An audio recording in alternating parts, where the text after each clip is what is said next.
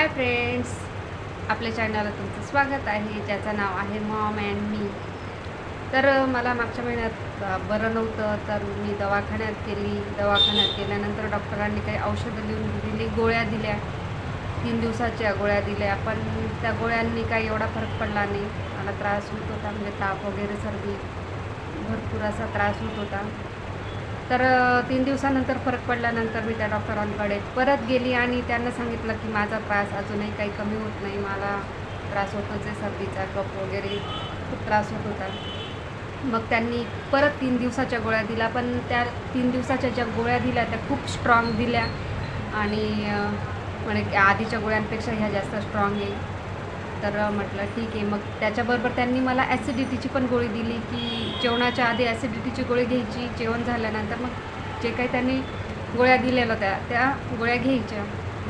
मग मी पहिल्या दिवशी ॲसिडिटीची गोळी घेतली, जेवण केलं आणि जेवणानंतर त्यांनी ज्या गोळ्या दिलेल्या होत्या त्या गोळ्या घेतल्या आणि संध्याकाळी परत ॲसिडिटीची गोळी घेतली, जेवण केलं आणि जेवणानंतर परत गोळ्या घेतल्या.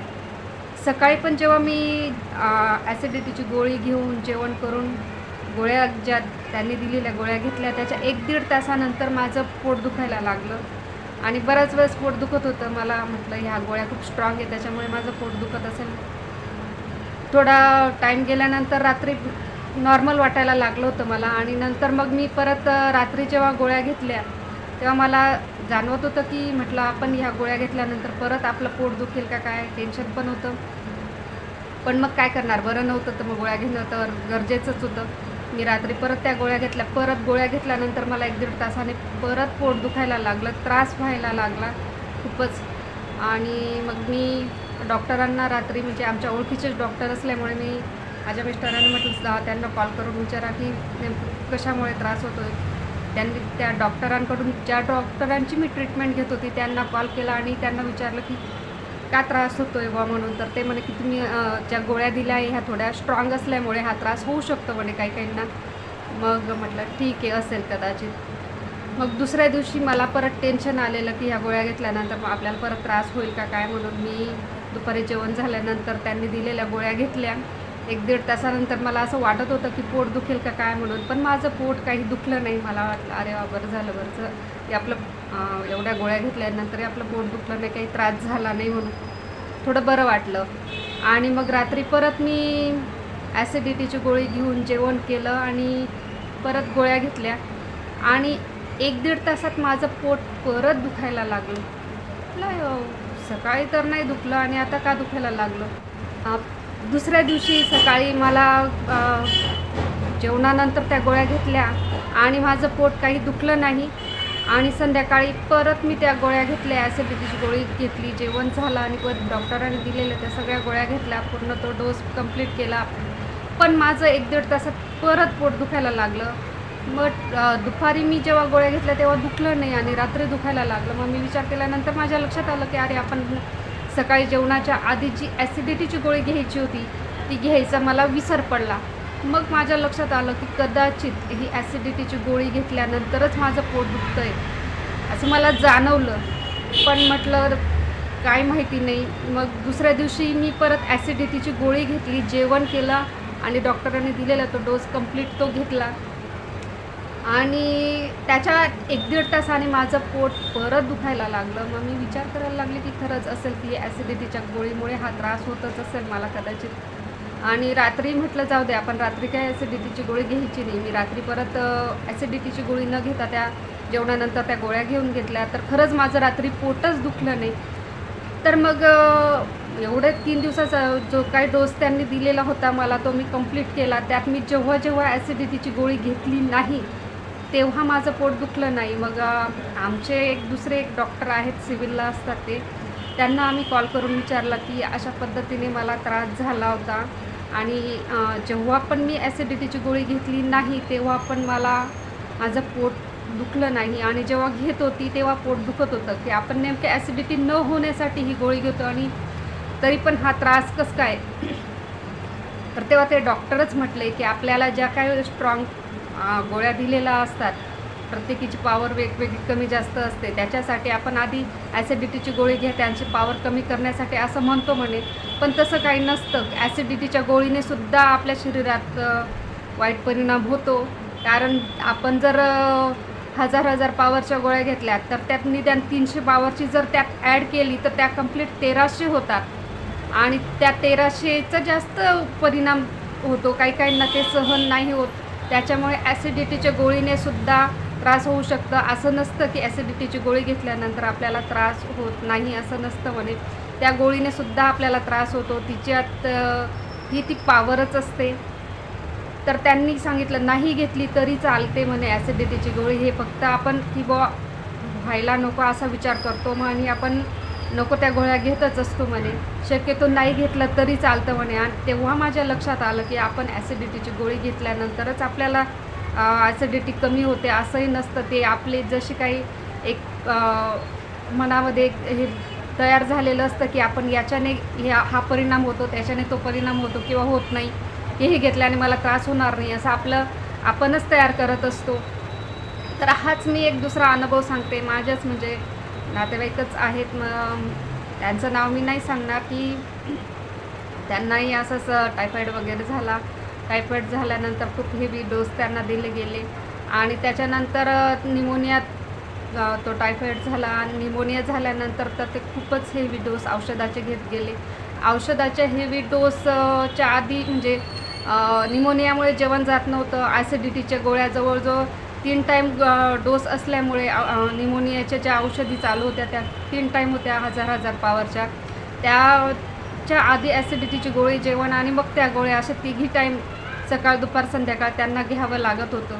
आणि त्यांचा तो हेवी डोस एवढा वाढला आणि निमोनिया असल्यामुळे जेवण नव्हतंच. म्हणजे जवळजवळ जेवण चतकोर, अर्धी पोळीच्या व्यतिरिक्त त्यांचं जेवणच नव्हतं आणि फक्त औषध एवढंच त्यांचं सगळं चाललं होतं. आणि त्या 1000 पॉवरच्या गोळ्या आणि त्याच्यानंतर ॲसिडिटीची 300-400 पॉवरची गोळी, जवळजवळ 1500 पॉवरच्या जवळपास त्या गोळ्या होतच होत्या. त्याच्याने त्यांच्या शरीरावर खूप वाईट परिणाम झाला. फक्त आपण असं म्हणतो की ॲसिडिटीच्या गोळीने आपली ॲसिडिटी दाबली जाते, असं नसतं. तर त्यांची ॲसिडिटी एवढी वाढली, ॲसिडिटी वाढच्या गोळीमुळे एवढा वेगळा परिणाम झाला की त्यांच्या छातीला ह्या साईडला पूर्ण हवा भरली गेली, गॅससारखं तयार झालं. आपण जरी म्हटलं ना की ॲसिडिटी वाढत नाही, पण उलट त्या गोळींमुळेच एवढा परिणाम झाला की इथे पूर्ण हवा भरली गेली. आणि ती जेव्हा एक्सरे काढला तेव्हा त्यात पूर्ण तो गॅस दिसत होता, हवा दिसत होती. तर आम्ही जेव्हा डॉक्टरांना विचारलं, ज्या डॉक्टरांकडची त्यांची निमोनियाची ट्रीटमेंट होती त्या डॉक्टरांना विचारलं की हे कशामुळे झालं, एवढ्या हेवी डोसमुळे झालं असेल. तर तेव्हा त्यांनी आम्हाला सांगितलं की नाही, कशामुळेही होऊ शकतं, की तुम्ही कमी जेवण किंवा काही वेगवेगळे त्याचे कारण त्यांनी सांगितले. पण मग आमच्या काही लक्षातच आलं नाही, कारण डॉक्टर जे सांगतात आपण डॉक्टरांवर विश्वास ठेवतो. ते डॉक्टरांनी सांगितलेलं असतं जेवणाच्या आधी तुम्ही ॲसिडिटीची गोळी घ्या, मग हे औषध घ्या, मग त्या गोळ्या घ्या, मग ह्याच टायमाला घ्या, असंच जेवण पाहिजे, तसं पाहिजे. आणि आजारी म्हटलं म्हणजे आपल्याला जेवण जातं असं नसतंच. आपल्याला जेवणही जात नाही, बऱ्याच वेळेस खूप घासही लोटला जात नाही, एवढा आपल्याला त्रास होतो. आणि निमोनियामध्ये तर खरं म्हणजे जेवणच जात नाही, हा परिणाम होतो. मग जेव्हा त्यांना तो हवा पूर्ण भरली गेली, त्यांना श्वास घ्यायला त्रास व्हायला लागला, त्या आपल्या लिव्हरवर परिणाम होतो, आपल्या हार्टवर परिणाम होतो. अक्षरशः हार्ट कमी होत जातं आणि आपले जे लंग्स असतात, लंग्सवर एवढा जबरदस्त वाईट परिणाम होत असतो की आपल्याला श्वास घ्यायला त्रास, सगळा असा वेगवेगळा त्रास हा व्हायला लागतो. आणि वरच्यावर आपला श्वास चालतो इथूनच, कारण इथून हवा चालणं म्हटलं म्हणजे खूपच बेकार पोझिशन होऊन जाते. आणि ती हवा भरण्याला निमोथ्रॉक्स असं म्हटलं जातं. याच्यावर फक्त एकच उपाय आहे की त्याच्यावर फक्त ते एका साईडला असा होल वगैरे पाडतात आणि त्याच्यामधून ती हवा काढली जाते, नळी वाटे. आणि त्याच्या व्यतिरिक्त त्याला उपायच नाही. आणि तो जितक्या लवकर ती हवा काढली जाईल तेवढा पेशंट हा नॉर्मल होत असतो.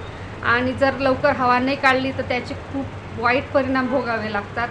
आणि जेव्हा आम्ही ते निमोनियाचे आमचे जेव्हा पेशंट होते त्यांना जेव्हा हॉस्पिटलला ॲडमिट केलं, म्हणजे सिव्हिलला ॲडमिट केलं. पण सिव्हिलला याच्यासाठी केलं की त्यांची परिस्थिती म्हणा काय म्हणा, तर तिथल्या डॉक्टरांना विचारलं. कारण आपण बऱ्याच वेळेस म्हणतो की सिव्हिलचे डॉक्टर काही एवढे लक्ष देत नाहीत, पण सगळ्यात त्यांनी हे कशामुळे झालं हे सिव्हिलच्या डॉक्टरांनीच सांगितलं. कारण इकडे जेवढे पण त्यांनी इतर डॉक्टरांना विचारलं की हे कशामुळे झालं असेल, त्यांनी ते म्हणजे कशामुळे झाले सांगितलंच नाही. तर जेव्हा ती हवा भरली गेली आणि याच्या एक्सरेमध्ये समजलं की ते निमोथॉक्स आहे म्हणून, तर त्या पेशंटचे जी फॅमिली मेंबर आहेत ते सगळे खूप घाबरले की आता काय प्रॉब्लेम काय आहे हे नेमकं. कारण कोणालाच माहिती नाही राहत की हे काय असेल म्हणून. खूप टेन्शनचंच असतं. अक्षरशः लंग्सवर वाईट परिणाम होतो, आपल्या हार्टवर परिणाम होतो, श्वास घ्यायला प्रॉब्लेम येतो. आणि ज्या डॉक्टरकडे त्यांची ट्रीटमेंट होती तर त्या डॉक्टरांनी व्यवस्थित सांगितलंच नाही की नेमकं कशामुळे हा प्रॉब्लेम होतो आहे. मग त्यांनी काय केलं की तिथे सिव्हिलच्या काही डॉक्टर आहेत, तर त्या डॉक्टरांना विचारलं की नेमकं हे कशामुळे होतं आहे म्हणून. सिव्हिलला त्यांना ॲडमिट केलं. सिव्हिलच्या डॉक्टरांनी त्यांना त्या साईडला होल करून त्याच्यात नळी टाकून ते हवा काढले आणि त्याच्यानंतर त्यांनी सांगितलं की हा त्रास तुम्हाला जवळजवळ ॲसिडिटीच्या गोळीमुळेच झाला आहे. आणि हे जेव्हा त्या पेशंटला समजलं की आपल्याला हे ॲसिडिटीच्या गोळीमुळे हा त्रास झाला आहे म्हणून, तर खरंच खूप टेन्शन आणि भीती वाटायला लागली की आपण कुठल्या गोळ्या घ्याव्या आणि कशा घ्याव्या कशा नाही घ्याव्या. कारण निमोथॉक्स हा खूपच घातकच प्रॉब्लेमदायकच आहे. ते इतका घातक आहे की त्याच्याने आपल्याला श्वास आपला पोटापर्यंत न जाता फक्त वरच्यावर श्वास असतो आणि पूर्ण छातीमध्ये हवा भरलेली असल्यामुळे तो श्वास खाली जात नाही, जेवणही जात नाही. खूप मोठा परिणाम होतो शरीरावर. त्याच्यामुळे बरेच जण काय करतात की आपल्याला काहीही त्रास झालेला आहे की आपण ज्या गोळ्या घेतो त्या गोळ्यांची ॲसिडिटी वाढायला नको म्हणून ॲसिडिटीची गोळी घेतो. पण ॲसिडिटीच्या गोळीमुळे आज जवळजवळ 2 अनुभव आले आणि ते अनुभव मी खास माझ्या यूट्यूबच्या फॅमिलीबरोबर शेअर करते की तुम्हाला काही त्रास होत असेल गोळी घेताना, तर ॲसिडिटीची गोळी घेताना सुद्धा तुम्ही खरंच खूप विचार करा की त्याच्याने तुम्हाला काही त्रास होणार नाही ना, याचा जास्तीत जास्त तुम्ही विचार करा. आणि फक्त ॲसिडिटीचीच गोळी म्हणणार नाही मी, कुठलीही गोळी घेताना भरपूर वेळेस विचार करायचा याचा साईड इफेक्ट तर नसेल. जर एक गोळीचा डोस घेतल्यानंतर जर आपल्याला काही त्रास होत असेल तर आधी तुम्ही ज्या डॉक्टरांची ट्रीटमेंट घेता त्यांचा तर सल्ला घ्या, पण त्या प्लस दुसऱ्या डॉक्टरांचा सुद्धा सल्ला घ्या.